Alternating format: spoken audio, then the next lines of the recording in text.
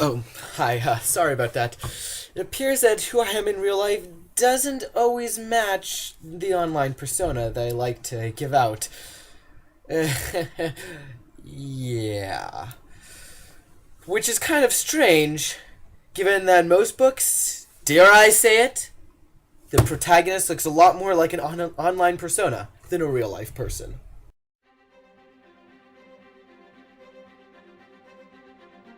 Okay, here's what I mean by an online persona.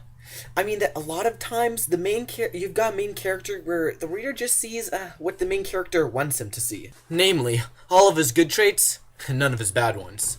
We can't really get inside of his head, and so because of that, we don't really know him. He's too picture perfect. All of us know ourselves too well to think that people are actually perfect in real life.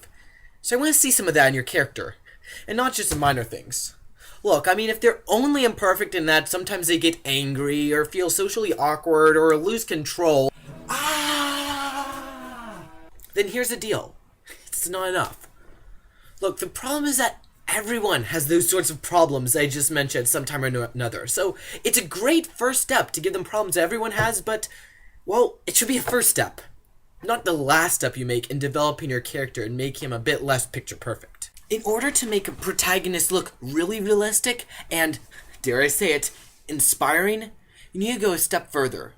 Give him a serious sin that he struggles with and even kind of succumbs to, and so that he has to spend a lot of time through the book trying to overcome the sin until he's finally able to win out in the end. Many of the great stories in literature use this trait. The hero doesn't just go out and win because of his manly strength alone. He has to first conquer the sin that he's struggling with, and then he's going to be able to go out and win. He has to conquer the sin that's enslaving him, or else risk being destroyed by it. The Odyssey, Lord of the Rings, Count of Monte Cristo, Macbeth, Star Wars. All of these great stories have a protagonist who's wrestling with some great evil inside of him that he needs to overcome in order to succeed. Because a reader, hopefully, isn't just reading your book because a plot interests him. He's reading because he wants to see your character not triumph only over the outward evil, but over the inward evil as well. Not all of us have a dragon in a mountain that we can slay. But we do have dragons in our heart that we need to slay. So how do you make a story and a protagonist relatable?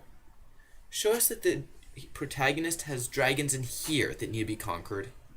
And then show us how he's either going to overcome them or fail because he can't overcome them. Show us that your protagonist has this evil and let us see his struggle with it. And then let the rest of the story do its work.